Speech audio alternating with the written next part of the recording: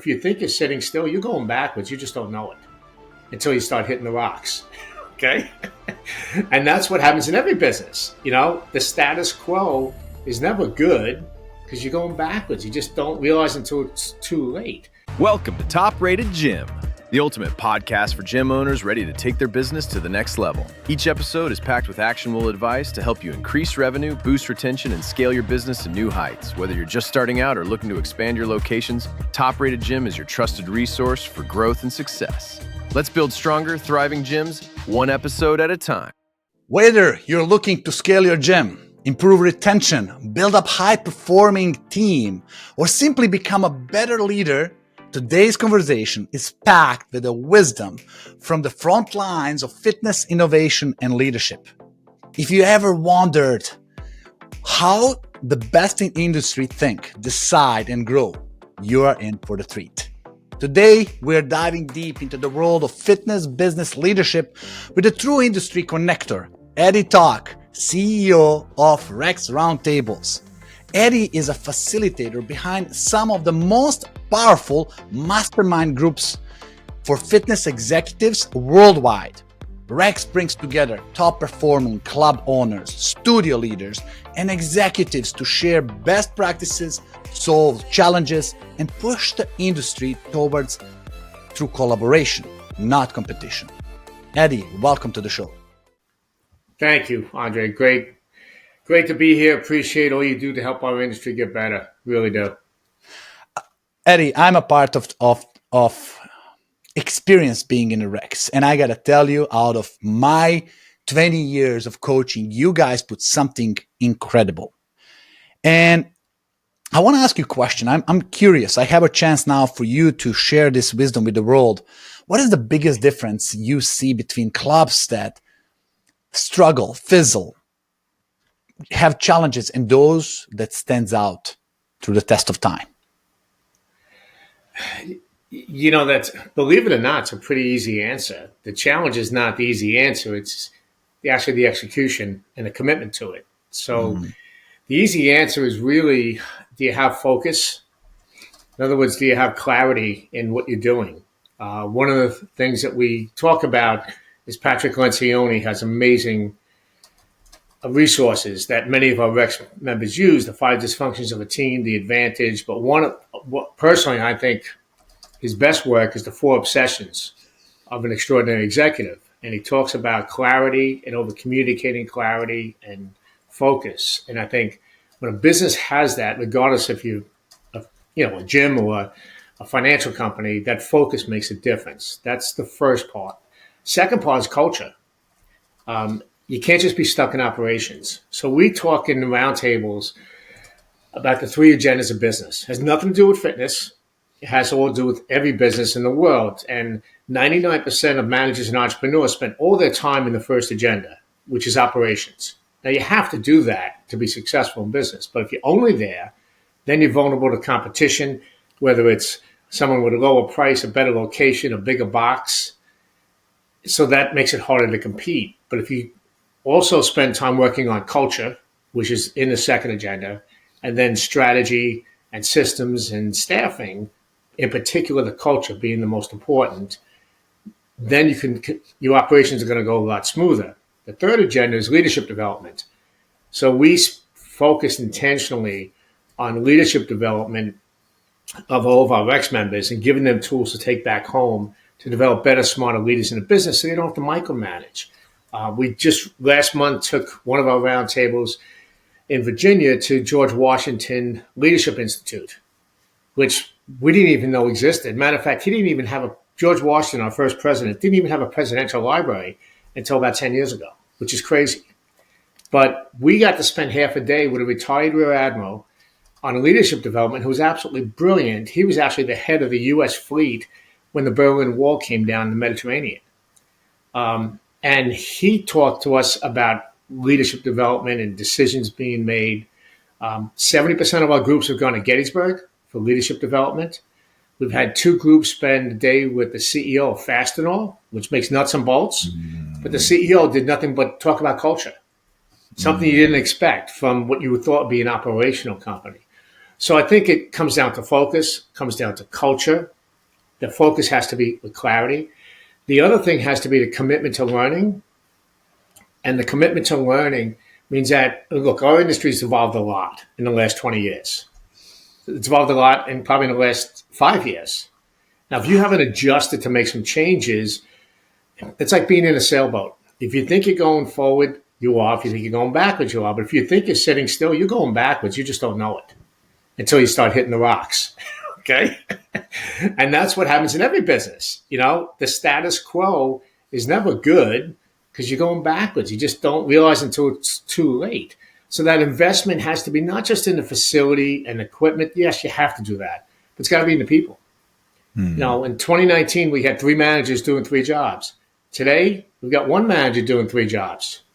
And if you're not investing in the people and giving them the tools and supporting them to grow, to make decisions on their own, to become better leaders themselves, then you're missing out. And that's where you're going to get crushed in the marketplace, because there's a lot of big players coming into every marketplace. If you want to compete, your people are going to be a big part of your success.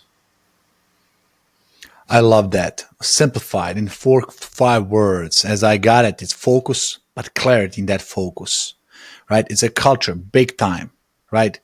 Culture eats strategy for breakfast. They always say that. Absolutely. Leadership, nothing works if there's no incredible leadership in place. And that has to be set a time and resources to develop leadership intentionally. I like the work intentionally you did. Focus intentionally on that. The leadership is not something organic, right? No, and it's not. Look, yes, there were born leaders, but most of us are made. Even if you're a born leader, you know, it's like exercise. It's like an athlete. You can be a born natural athlete, but if you don't work at it, some other athlete's going to pass you by because they're dedicating time and energy and resources to getting better at whatever that athlete is good at. And leaders have to do the same. You can't just be a good leader and stop being a leader and hope that things happen. And so I'll give you an example. What we noticed, especially in the last 6 years, with all our Rex members, as brilliant as they are, they had a black hole in the business. And the black hole was that their leaders under them, because of how everything changed, didn't have the time and energy to focus on their leadership development. So last summer, we brought back what used to be the Ursa Institute that was around for 30 years. And that was a 3 to 4 day graduate level course that Rick Caro, who unfortunately just passed away, but the founder of Ursa, he decided to start the Ursa Institute and was at every single one of them for 30 years. Most of my team taught at the Institute for 10, 12, 15 years. I taught at it for almost 10 years. And it went away in 2017.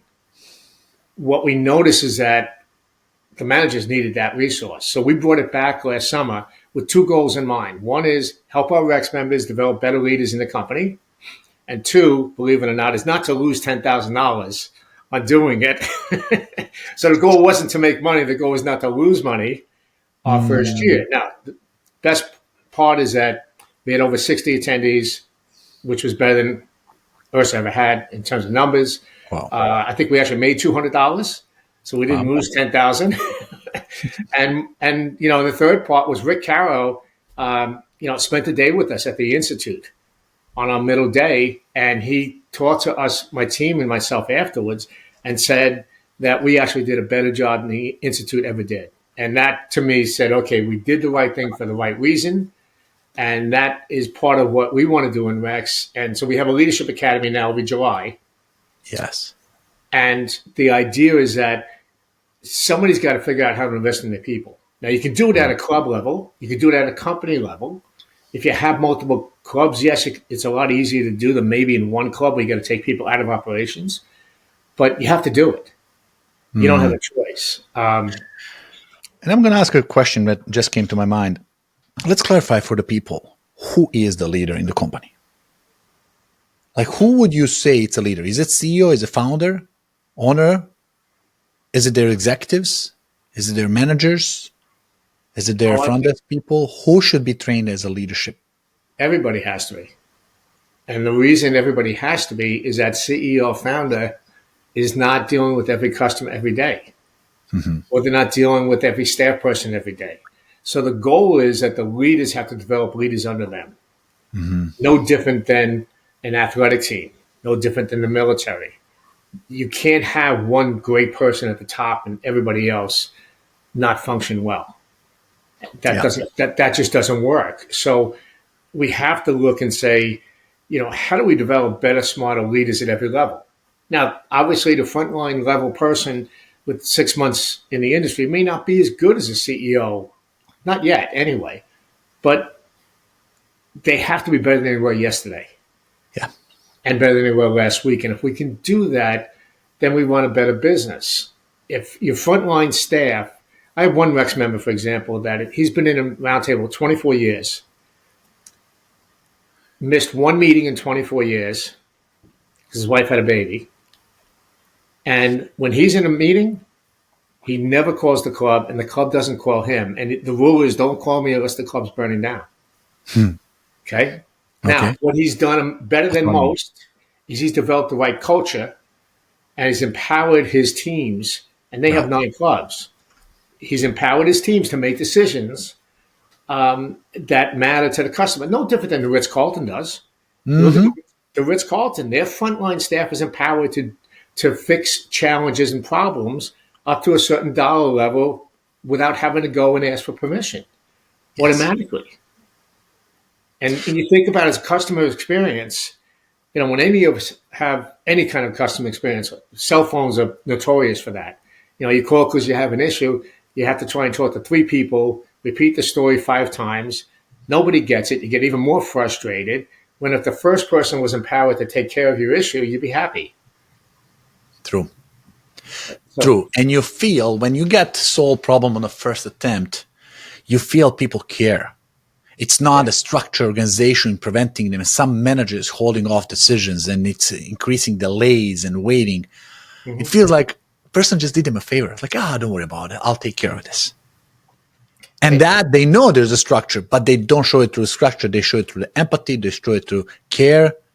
It feels like employee did it on his own, and then we know it's not, but it was empowered to do it, and everybody feels better. You feel like you're in the owner's hands, right? Yes. The idea is keep that customer happy because, look, in our industry, there's a lot of choices. There's more competition today physically, whether it's a studio, a big box, personal training studio, whatever it is. There's more choices for the consumer than ever before. They can do stuff on their own. They can do it virtually. I mean, there are so many good. It's great. I want everybody to move. We all want everybody to get healthier, but there's a lot of choices out there, and you got to recognize that the consumer has choices. The Gen Zs don't have the loyalty, that the older generations have to the fitness facilities they belong to. They bounce around a lot, and you have to understand that as a customer. And if you screw up, they're going to bounce a lot quicker. True. Right? So you have control of that. Eddie, my favorite book, John Maxwell, 5 Levels of Leadership. I learned in that book, and I start recognizing leaders when it says, what's the level of 5 leaders? Right? You can be a leader just being entitled and everybody has to listen to you because you are director. And everybody hates those kind of leaders, right? But you can be a leader that's leading by example, or you can be a leader. That final 5th level of leadership is the person who creates 4th level leaders. And those are consistently empowering others to lead. Instead of getting followers, leader is not the guy with a bunch of followers. Leader is the guy with a bunch of leaders behind him who is also creating leaders. It's organizational leadership empowerment throughout. Now, you mentioned something at the beginning. This is the same for every business. We know we're talking about fitness. I'm curious, what gets you in the world of fitness to really dig for the longevity and long-term success of this industry? And, how's your perspective changed over time? You're the only person in my show that has such a longevity experience in the industry. What has changed in the industry?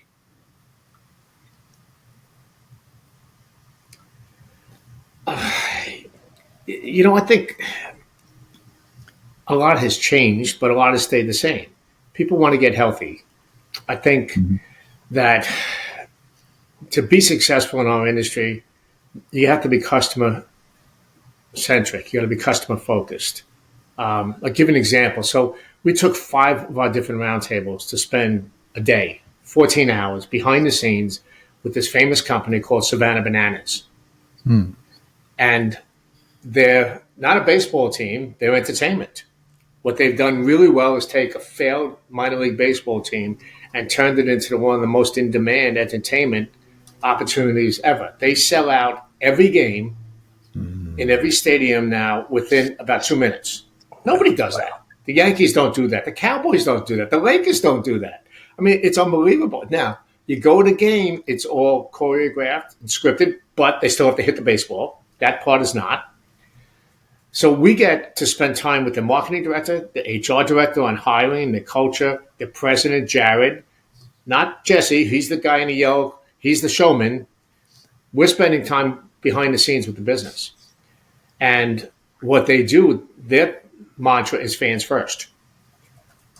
2 of the games we went to had an hour and a half to 2 hour rain delay. I'm thinking, okay, here we are in Savannah, Georgia. Bad storms coming in, and one of them came in 30 minutes before the game started. They put the top on the field. I'm saying, oh, this is going to be a long night. Well, they did such a good job of switching to plan B when it rains, because it rains a lot in the South in September.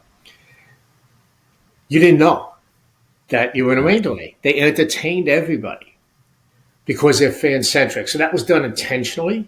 That was done with clarity, with focus. It wasn't just the ball players on the field. It wasn't just the entertainers. It was the ushers. It was the ninja trash people they had going around emptying the garbage cans, which are getting filled up even more because people are not watching the game anymore. They're eating and and drinking and filling up the garbage cans more. Little things like that. I mean, they were brilliant in so many different areas. Now, they'll tell you they're not perfect. They're getting better. And they are. But they've intentionally done things the right way for their customers. How many of our clubs do that the right way for our customers every single day? That's part of the challenge. That's how, has our industry changed? Yeah, we have more choices for the customer, so we have to be more intentional to keep that customer. We've always been a sales industry. We've never been good at retention. We need to get better at retention. And there's a lot of things that factor into that. But number one is you got to treat the people the way they want to be treated. You got to do the right thing, right? 20, 30 years ago, you can get away with not doing that because you were the only club in 10 miles. You were the only club with a certain type of equipment, that fact that you had more cardio than someone else. All those things have gone away now. Operationally, everybody is competitive. So that's what makes a difference. And I would say that's an incredible example of thinking outside of the box, redesigning status quo. Totally. And what Tony Robbins always talks about is raving fans. Build a culture of the raving fans. How do you turn everybody to be loyal for their life and to tell everybody about it? Right? Tony Robbins created a category in coaching. He is 65 now. His seminars are exceeding any venue that's built up out there, right? And he's consistently driving more and more people. Recently, 600,000 people on a AI Summit online. So, but it's innovation and it's consistently working on it. My next question is, Eddie, just to clarify for the listeners, is leadership something you take a course on, you get certified, you're a leader, you get a badge on the ball, or how do you know if you're a good leader? Is there a progress? Is there learning? Like, when does it stop learning leadership? Like, how is this evolving over time? Is this a mindset or practice? How long it takes? Oh, I think it's a lifetime. Okay. I think it's great to take a course and get a piece of paper, but that's the beginning, not the end. That's one vision part of leadership. I spent a lot of my career learning to become a better leader through many, many different resources, not one. And I didn't say, okay, I love what Patrick Lencioni does on the ideal team player and how to hire. Well, that's great. But what about all the stuff you can learn from Jim Collins and from Vern Harnish and Rockefeller Habits and Tony Robbins and everybody else? And if you take all of them, that'll make you a better leader. And it's like, think of it like in a kitchen. You can have a lot of different ingredients. Now, you may make one meal, I'll make a different meal. They'll both be good. And you may leave out 2 ingredients and I add 2 different ones. And leadership is the same way. It's not the same for everyone, but to not try and get better, you're going backwards. You're in that sailboat, going backwards, going to hit the rocks and crash. You just don't know it yet. So leadership is something you have to practice constantly. And you'll know when you're a better leader when your team thinks you're a better leader, not just you. So this last round of roundtables we had this fall in September, October, one of the exercises we did with most of the roundtables was called Leadership Blind Spots. It comes from a book called Fearless Leadership. And there's 14 different categories, 70 questions you have to answer yourself about who you are and what's your leadership blind spot. And it was interesting because every conversation, I was with 5 different roundtables doing it with them. Each one was a minimum 30, 45 minutes conversation about the blind spot. One of my groups was almost 3 hours. Wow. About what their blind spots are. Now, the key is we take that assessment. Give us an example of what the blind spot could be, just so people get a grasp of it. Going in alone. Going in alone is one of the most common ones for the people that we have in our roundtables because you're the leader, you're the entrepreneur, you're the C-suite person, and sometimes you go it alone too much. So our recommendation is you take the assessment and you pick out the top 2 blind spots and figure out how do I get better at those. But then take it back to the 3 to 5 people in your inner circle and see what they say about those leadership blind spots about you. So do a 360 review. If you really want to get a true test, take it back home and ask your family what they think your leadership blind spots are. So you do both, but definitely do it in business. And I think that's just one example of one tool that we share. And actually, if anybody on your podcast wants that tool, I'm happy to share it. Just let me know. Those are the rocks in your sailing boat that you need to find and prevent. No matter how great everything is, sometimes you have a bottleneck you don't see. It's a blind spot. It's something that's pulling you down. It's not about 100 things we know how to do it. It's a couple things that they're preventing us. Yes, you have to have an open mind to learning. Anyone who says I have all the answers, 1, you don't belong in a round table. 2, I do have to compete against you. I know every one of my roundtable members wants to compete against you because, look, we have very smart entrepreneurs and managers and executives and owners, and 90% of the decisions they make, they don't need us. It's the last 10%.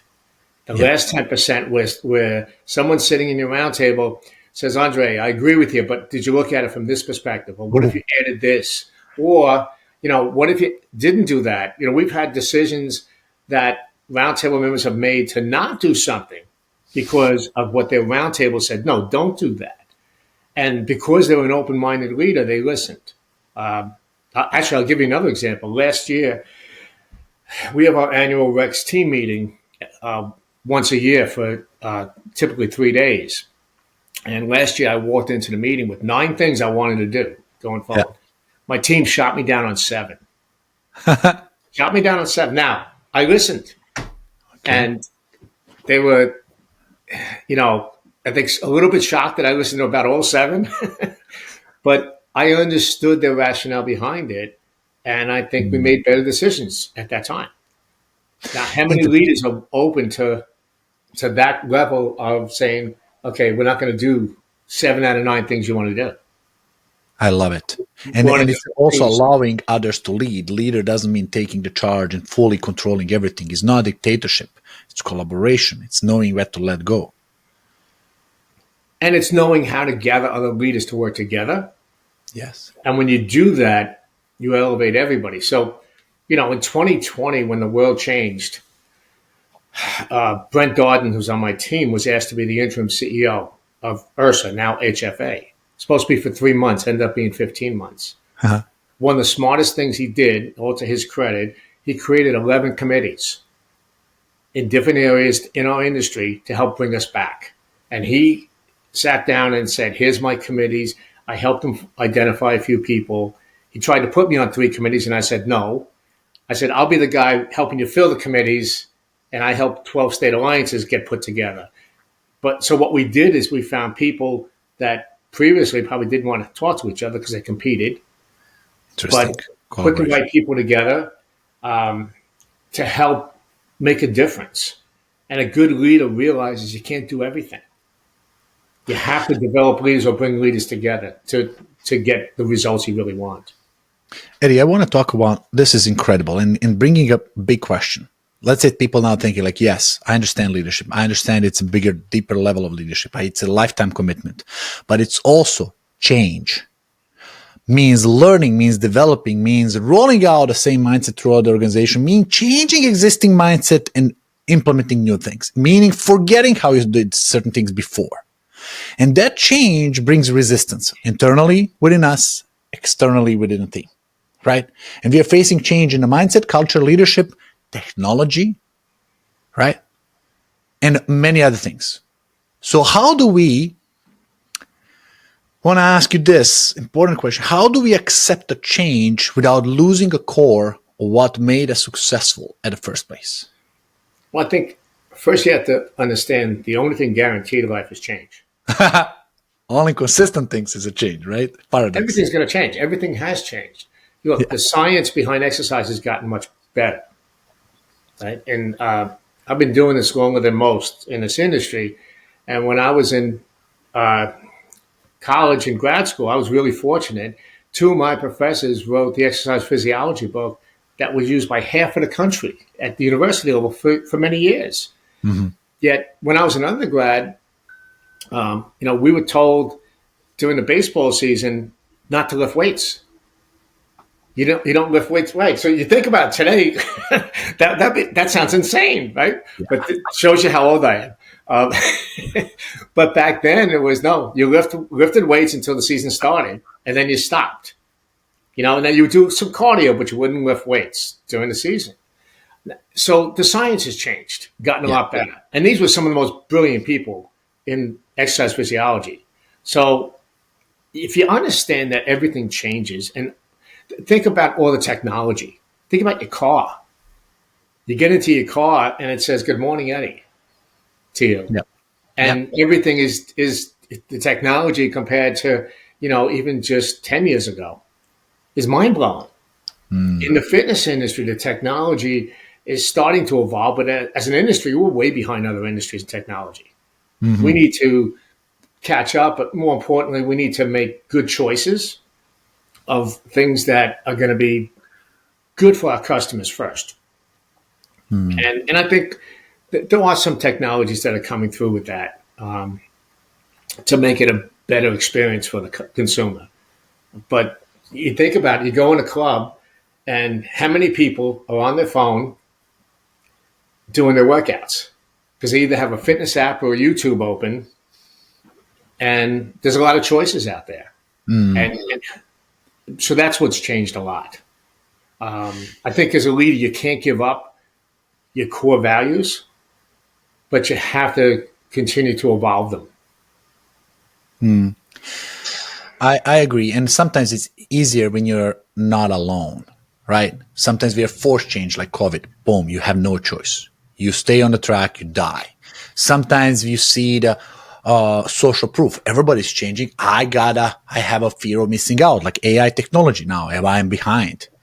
But sometimes I love about peer groups. I love participation in like-minded professionals. They're collaborating, not competing, but in same industry, same clients, but not territory taking one from another. And I know Rex is a venue but I want to ask you, what do you see as the biggest benefits of these peer groups? Collaboration, not from the centralized place down to members, but as a group, individual ones coming together on a culture, on a mindset. Like, as somebody looking to empower their business, why do you should join peer groups in general? Well, Why it's a must? I think there's a lot of good choices out there. At a local level, in most cities, there's Vistage. Vistage is the biggest mastermind company in the world. They've been around 45 years, probably over 500,000 members. So they meet one day a month, but you'd be the only fitness person in there. And we have about 15 of our Rex members that belong to Vistage as well as us. And they do that so they can network with their local banker and construction company and attorney and leaders in their community. And they exchange ideas at a certain level. Because of that, Vistage also partners with ITR Economics, which is an economic forecasting company that's been 94% accurate for the last 40 years predicting the economy. So because of that, 5 years ago, I invested $50,000 with ITR Economics to get access to their data. And we continue to have a relationship with them because of our Rex members that were in Vistage that said, here's something we should look at. So we go back and invest in our members, giving them resources that would never be able to get access to ITR Economics because of the cost. What happens in a peer group is that, look, successful people can go far. Together, we can go even farther. Yes. You'll see that, for example, you mentioned COVID. So in 2020, when the world shut down, my team and I committed to each other, we were going to save the fitness industry or go out of business. That was the two choices. Nothing in between. Okay. We started doing Zoom calls. I was on 14 90-minute Zoom calls every week, immediately. Okay. Some of my friends sent me Theraguns because they figured my back was going to be killing me from sitting all day. But the speed of learning and the speed of cooperation accelerated dramatically. That it didn't take a week or a month to communicate something. It took hours, if not a day. So that's what peer groups can do differently. They help you get to the next level. I'll give an example. I had another couple that was been in the industry over 25 years. They own 3 clubs. They recently joined the Roundtable. And in their first meeting with the Roundtable, they told us about 4 new competitors that came into the marketplace. That one of the big national companies bought up 2 other clubs and opened 2 clubs. And all of a sudden, they went from a little bit of a competitive market to hyper-intensive market. They were losing over $40,000 a month. We sat down with them at the end of the meeting and came up with a whole 2-hour strategy session. Came back the next meeting. They were getting closer to break even. By the 3rd meeting after that, they were back net positive. And these are 2 very talented, very experienced business people. Matter of fact, they do culture and employee onboarding better than 90% of the Rex members. I mean, so these were really good operators. But that last 10%, having the Roundtable sit down and say, you're really doing good, but let's change this part of it. Because if you don't change, you're not going to have a chance. So when you're in a Roundtable, it's really about come in, be open, be vulnerable, trust. Have an open mind. Yeah. We build a high level of trust, so it's complete confidentiality, brutal honesty. And, the reason why we have Roundtable members over 30 years is because they realize that last 5 or 10% is sitting in that room. It's not because they're not successful. If they're around 30 years, you're very successful. Joe Cerulli in Gainesville has been in a Roundtable for over 30 years. He's the only club operator ever on the cover of Inc. magazine, ever. Considered one of the best operators in the world, not just in his town. And why does he keep coming to a Roundtable? Why do we have young entrepreneurs that I had one person who had just took over his 2nd club, had his first meeting in Montana a few months ago, and he said the last hour of the meeting, when he opened up about some challenges he had, changed his whole business model. Yeah. And he said, if everybody would have told me I'm doing great, I would have walked out. He goes, but they told me I'm doing good, but here's the modifications I had to make. He goes, and now he's looking to buy his 4th club. Nice. So in 2 months, he's already taken some of the ideas and saying, what can I do different? I have a friend of mine who owns an ad agency in Orlando. We've become friends because since we've hired him on to do some work for us. He's on the board of Young Presidents, YPO. Been in YPO for over 20 years. And when he started looking at our industry and our business, what we do, he said, I wish 20 years ago I had something like you guys. Mm-hmm. And YPO is 2.5 times our price. Vistage is 3 times the price. And it's not about price. It's about value, and it's about getting what you want out of it. But you got to put a little into it. You got to show up. I learned that a couple of years back. And proximity is power.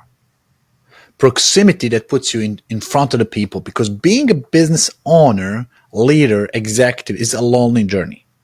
It's really a lonely journey. Oh, yes. And then you doubt your own decisions. You made decisions, but you think, are they right? And you don't know if they're right. And then you're surrounded with the people who somehow are jealous for your life, but you're not jealous. You're not even proud of where you are at this moment. And then you think you have all the problems in the world, not knowing what industry is happening.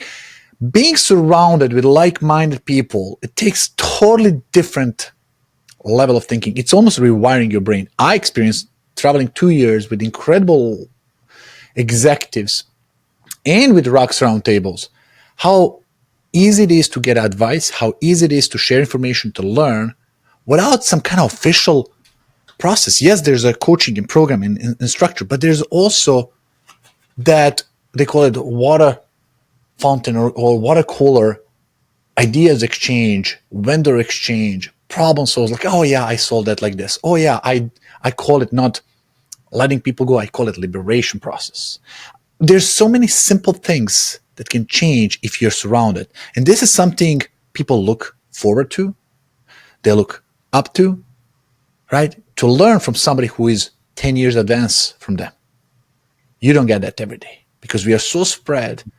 And you gotta have, and you're looking for the mastermind or leadership groups, it cannot be, it's better if it's not local. It's better if you have to disconnect physically from your environment and go out somewhere where the world around you disappears.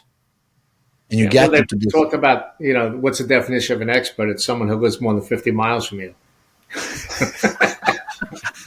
It's crazy. But here's the biggest difference.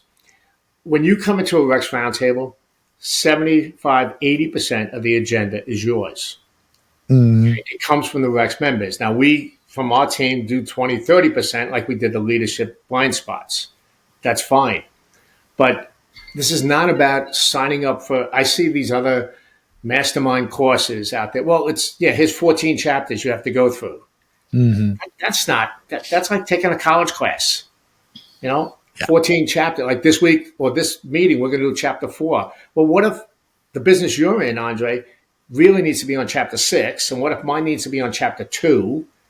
And how do we make that work? So it's not just about operations. That's part of the business. There's a million webinars out there on operations. There's a million ways you can learn about operations. It's not just that. Yeah. It's got to be your agenda, your problems, your challenges, your successes, getting another 12, 15 people to help you get better because they care about you, number one. And 2, because they're committed to getting better and they want other people in the room that are committed to getting better, not just passing a course and checking a box. I mean, there's a million online courses that you can take, right? But does that make you a better leader? I don't know. Depends on the course. Maybe. There is a benefit of learning, but without practice, without having relevant information applied to the relevant time, right? I believe in books, and the industry is changing so rapidly. Expectations are changing so rapidly. So if you take something that's written 20 years ago, might not be relevant. Might be totally opposite. You can't coach new generation with the tools and resources that are designed a long time ago. We gotta adapt. And that's why I like going to places when it's current. That's why I started the podcast. So instead of writing a book that's going to be published 2 years from now, let's do a podcast. Let's bring Eddie on the calls. Let's bring the leaders on the calls, top performance. studio owners to talk about what works today, where people go today to get most relevant knowledge, experience, feedback to what they're doing. And not only once, unless you schedule this to go there every quarter, every month, on an organized plan way, and you commit yourself without exceptions to attend, that's the only way to do it. It's not one time, it's consistency. You said it at the beginning. Intentional focus. And it's being intentional, but it's challenging each other. Many years ago, we had a roundtable that went to South Beach in Miami. And a friend of mine said, you got to come up and take a look at what's going on in Boca, where he was on weekends teaching a cycling class. So I went and took a look at it, and everybody in the group said this will never work. It was yoga, cycling, and HIIT classes all in one spot, except for one of the Rex members. He said, this is definitely going to work. And we all thought he was nuts. So he stayed at it, and he was in the round table, and he became a 15% owner of that company. Sold his shares back to a fellow Rex member who had 10 clubs. And then that person became part of that company. And he went and opened up 8 locations from the sale of 15%, sold those, opened up 23 more, then partnered with private equity, grew to 135. His name is Terry Blachek, who was Orange Theory. So if it wasn't for Terry, and Orange Theory was going to happen, but Terry was a sales and marketing genius behind it, especially initially. The orange painted bikes you saw chained up around towns when they were opening studios, that was Terry. The man in the orange suit, everything else. So Terry and his roundtable challenged him. Yeah.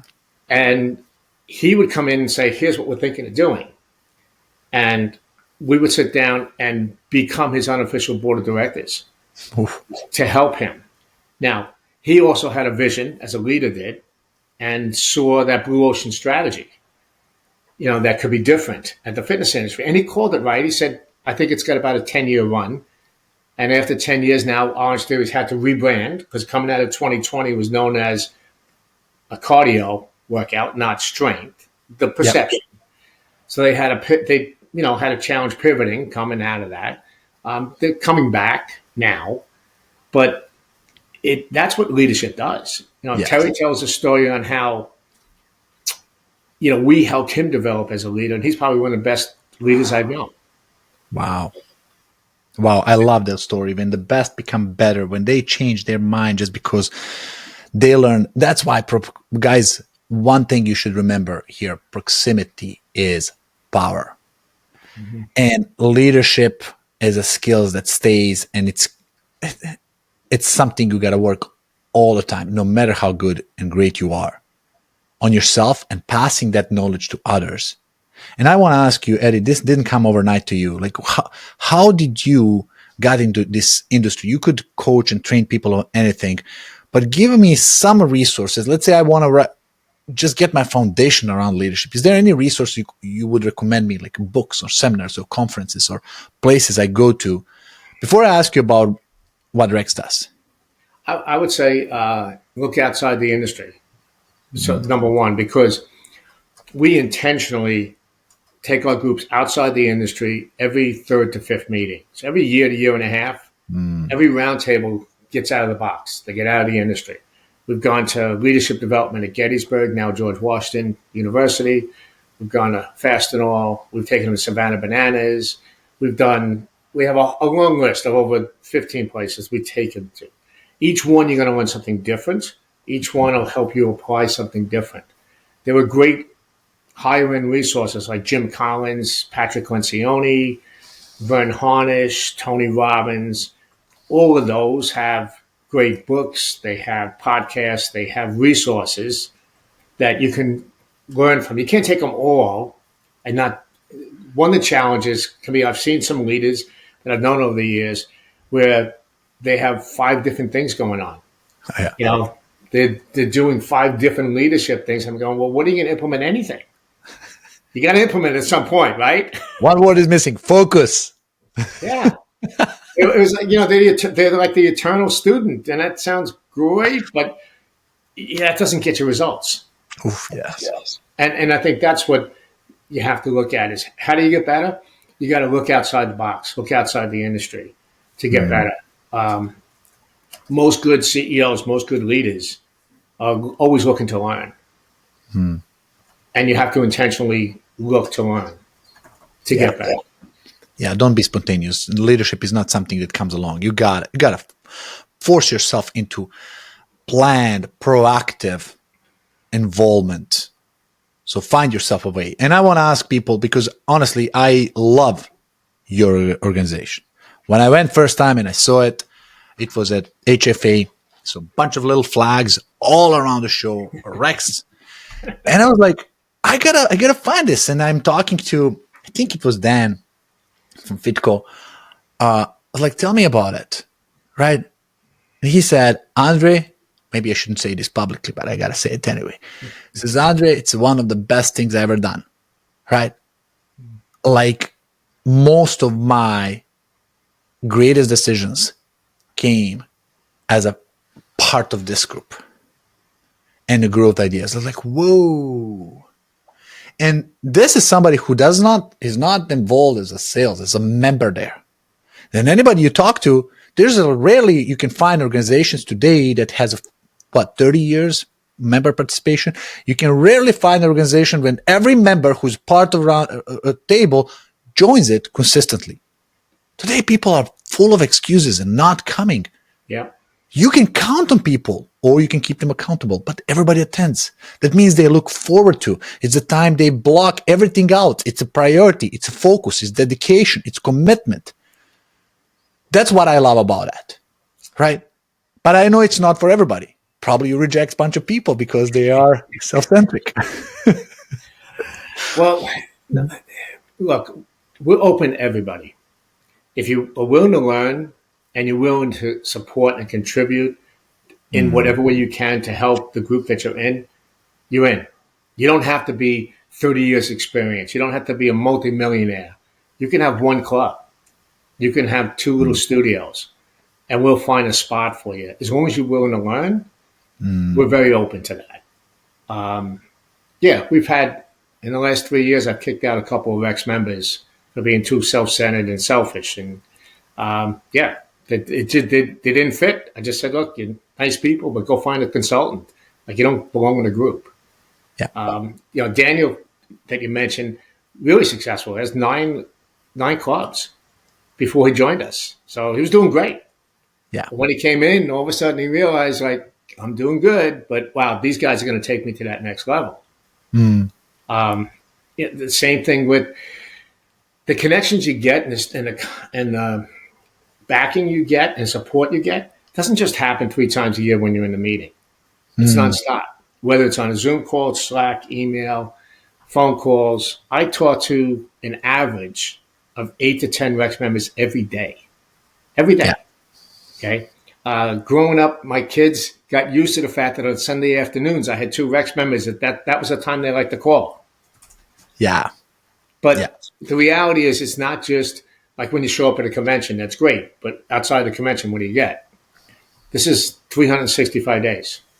Yes. And this is support that you're going to get not just there, but I have Rex members, I have a few of them that have gone and traveled on their own time to almost everybody else's club to spend a day with them because they want to learn, but also they want to help support. Yeah. And even if you're choosing vendors or choosing somebody, evaluating agency, checking out certain companies, members of Rex can just email and chat in a group and get response like, okay, yes, great, good experience, or no, stay away. It's saving you time, resource, frustration, money, everything from making mistakes just by honest feedback, right? That's what you need. I want to ask you 2 more questions, quick questions. I know we're stretching the time here. Eddie, your time is incredibly valuable. You share some incredible valuable points and wisdom. We love having people like you on the show. But also I want to ask you one most difficult question. I know you know thousands of people, but I want to name 2, only 2. Hold a list of that. Who would you recommend to come on podcast and share their knowledge and wisdom so we can educate our community even more? Well, number 1 would be Terry Blachek. Terry would be top of the list. He has his own podcast, but Terry's brilliant as a leader. and would probably love to do it. He's very knowledgeable. Probably the second one would be somebody else on my team, Justin. So Justin Tampset runs 5 roundtables in Australia and 3 here in the U.S. and is brilliant. He challenges me. He thinks differently than I do. That's why it took me 10 years to convince him to work over here in the U.S. We'd always worked together, but not here together in the U.S. He was always over there, and I was here. It was my longest sales cycle ever. But I love it. Those are 2 off the top of my head that I think would be beneficial for your audience, where they would learn a lot. He also has the Fitness Business Podcast as well. Nice. So he understands what you do and how important it is to reach everybody. Very incredible, resourceful, successful people, and looking forward to have them in. And one last thing, Eddie, Rex Roundtables. People now understand leadership is a key. They understand community and joining peer group is a must. It's not a choice. It's your blind spot, I would say, if you're not part of one. But 3, what is the way for people to find more information about Rex Roundtables? What's the introduction? How they can find information about how they can understand more details? Like what can we share with the community to say, okay, get familiar with Rex or join the group? Well, I think, yes, you can go to our website, which is just okay. We have a second website, the Rex Leadership Academy.com, for just that one event. You can reach out to me. Send me a note, and I'll set up a call. I'll share a lot more in depth what goes on. We could spend a half hour together and show you behind the curtain really why it makes a difference. Email me at eddie@rexroundtables.com. If they're interested in going to the Leadership Academy, Andre, I'll after we're done with this, I'll get my team to come up with a code and give them $200 off. Oof. That comes from you. So we'll put the code as Andre. Awesome. Guys, this is going to be in show notes and description of the podcast, no matter what you are listening, watching this. But I appreciate that. I didn't ask for that. That's very generous from you. And guys, take advantage of this. I'm here to bring people who cares, who delivers results, not new kid on the block trying to make overnight big thing. This is something that's sustainable, working, and my call for you is send note back saying, Andre, thank you for introduction. I wish I knew this group 10 years ago, because this is truly organization that I vouch for as a person in the industry for last decade, but also as a member, being part of it as a trusted supplier, but seeing group of people that's there that cares, collaborates, talk, and share. I am not doing, my podcast. I'm not putting my name on the things, but I am certain that this is an incredible place to be. So go take advantage. Grab this $200 and reach out to Eddie. Eddie, you did a risky move sharing your email. So it's okay. Guys, don't spam it. Make sure you use it for the right purpose. Eddie@rexroundtables.com.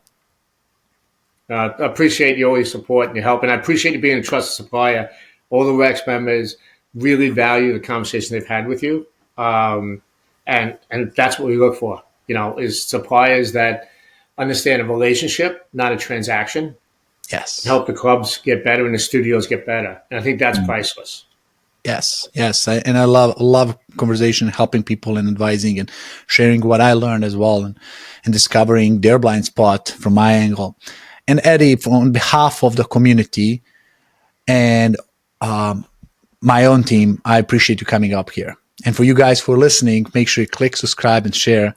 Let's make this popular episode so everybody can get a chance to learn about leadership and what it takes to become one. Thank you, Eddie, for being a great guest. Thank you, Andre. Appreciate it. If you are a gym owner looking to become a top-rated gym in your area, visit topratedgym.com and grab our free 30-day reputation boost. That's topratedgym.com. I'll add it to the show notes for you. Don't forget to share this with your friends. Stay strong, stay motivated, and keep pushing your gym to the top. Until next time, this is Andre signing off.